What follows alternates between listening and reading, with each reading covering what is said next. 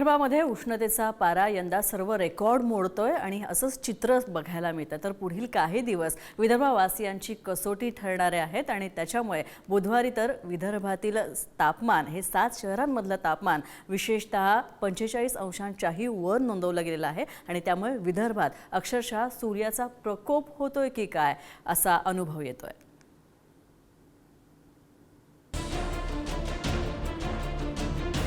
आग ओकणारा हा सूर्य, त्यात होरपळून निघणारे नागरिक, प्रखर उन्हानं विदर्भातल्या नागरिकांची अक्षरशः लाही लाही होतीये।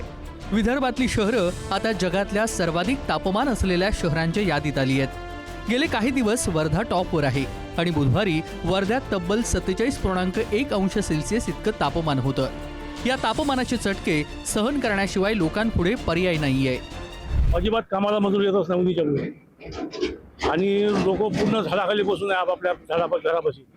खूप ऊन तापते आहे। आता तू शेतातून आलो आहे, शेतीची कामं सर्व विस्कळलेली आहे, मजूर नाही भेटत, ऊन खूप आहे म्हणते, जनावर खूप लाला करून राहिलेले आहे आणि आता या झाडाच्या आसराखाली बसलो आहे जरा थोडा वेळ शांतता व्हावं म्हणून।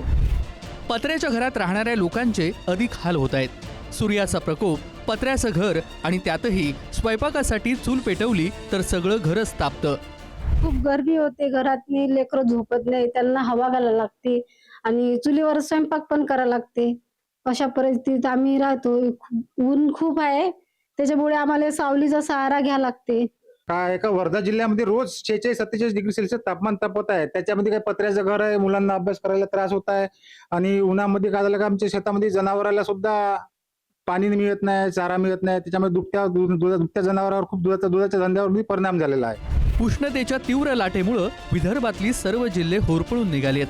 भीषण उन्हामुळे केवळ सकाळी किंवा दुपारीच नाही तर रात्री देखील उष्णतेच्या झळा जाणवू लागल्यात। रात्री 10-11 वाजेपर्यंत तापमान उष्ण असल्यानं एसी कूलरही त्यासमोर फिके पडतात। काल माझी मिसेस दुकान इथं गेली होती बाजारात, 12च्या नंतर तिथं ते चक्कर येऊन पडली उष्णतेमुळं आणि त्याच्यामुळं खूपच त्रास होऊन राहिलेला आहे। खूपच उष्णता आहे, एवढं उष्णता आहे की पाहिजे असं। एप्रिल मे मध्ये पाणी पडायचं, पण ह्या वर्षी टोटली पाणी पडलेलं नाही आहे। त्या कारणामुळं उष्माघाताचा जास्त सीट वाढलेली आहे। सर्वसामान्य जनतेमध्ये प्रचंड लहर उठलेली आहे उन्हाची। साधे कूलर काम करत नाही आहे, फक्त एसीचाच मार्ग आता शेवटी पडलेला आहे आणि सर्वसामान्य जनते एसी अफोर्ड करू शकत नाही। बॉडीमध्ये चक्कर येणं, हीट येणं, मळमळ होणं हे सर्वसामान्य लोक त्रासलेले आहे। विदर्भातील शहरांमध्ये तापमानाची स्पर्धा लागली की काय अशी एकूण स्थिती पाहायला मिळतेय।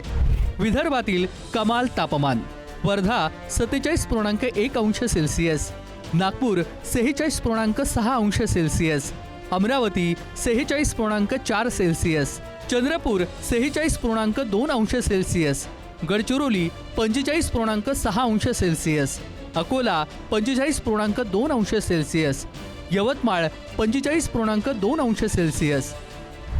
सांगायचं झालं तर ऐन हंगामाच्या तोंडावर तापमानाचा पारा वाढल्यामुळे शेतामध्ये मजुरांची समस्या निर्माण झाली आहे। मजुरांना विचारलं तर ते म्हणतात की तापमान अति असल्यामुळे आम्ही काही येऊ शकत नाही बा, त्याच्यामुळे अजून शेतजमिनी तयार करायच्या बाकी राहिल्या ह्या तापमानामुळे। आता तुम्ही पहा, आमच्या ग्रामपंचायत जनावरांची पाण्याची व्यवस्था करून देतो आमचे सरपंच म्हणाले होते, अजूनपर्यंत ते काही झालं नाही। आता मग जनावर पोसायचे कसे? आणि जनावर आता यांना जनावरची काही गरजच नाही, कारण यानेच कधी शेती केली नाही, कोणी आमदारांना करत नाही, कोणी खासदार करत नाही शेत्या, तर यामुळे यांना काही त्या जनावरांची गरज नाही। जनावरांची काळजी का, आता त्याला चारा पाण्याची व्यवस्था आम्ही आता घरीच करायला लागेल ना। कोणता चारा पाणी, त्याला पाणी पाजणं, उचलणे आणून पाणी पाजणं।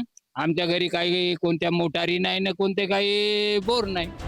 उपराजधानी नागपूरचं तापमान देखील प्रचंड वाढलंय। नागपुरात बुधवारी या दशकातील मे महिन्यातील सर्वाधिक तापमानाची नोंद झाली।